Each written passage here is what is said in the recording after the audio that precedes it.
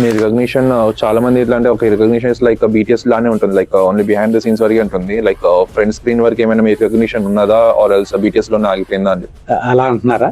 అలా అయితే ఏం కాదు, టైటిల్స్ లోని మావి ఉంటాయి. ఒకవేళ అలా వదిలేయాలి అనుకుంటే అనమాట డైరెక్టర్ గారు అనమాట మా గురించి ఇంటర్వ్యూలో చెప్పవలసిన అవసరం లేదు.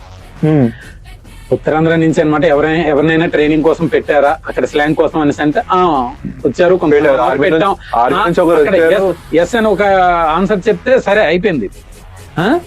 కానీ లేదు పెట్టాము, ఆయన ఆర్మీ నుంచి వచ్చారు, రిటైర్ అయిపోయి వచ్చారు, రిటైర్ ఆర్మీ ఆయన వచ్చారు, ఆయన చరణ్ గారు పక్కన కూర్చొని పెట్టుకొని అనమాట ట్రైనింగ్ తీసుకుంటున్నారు, చాలా కష్టపడుతున్నారు. చరణ్ గారు స్లాంగ్ కూడా చాలా కష్టపడి నేర్చుకుంటున్నారు.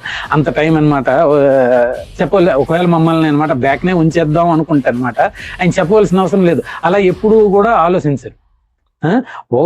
ఒకరోజు మా వైఫ్ ని సెట్ లో తీసుకెళ్తే నా గురించి ఎంతో చెప్తున్నారు ఆయన. మొత్తం అంతా ఈయనే చూసుకుంటున్నారు, స్లాంగ్ నేర్పిస్తున్నారు, డబ్బింగ్ చెప్పిస్తున్నారు, అది దాని అనమాట. మా వైఫ్ కి అనమాట నా గురించి అనమాట మా వైఫ్ కి అంటే ఆయన ఏది అంటే ఆ టైప్ ఆఫ్ వ్యక్తి కాదు. ఓటే పని చేసే నాకి ఓకే నాకు బతికే నాకి ఇంత పెద్ద బతికేందుకు? ఏదైనా ఈ నేల మీద ఉన్నప్పుడే చేసేయాల. పొడతా ఏటి మళ్ళీ సెట్ మే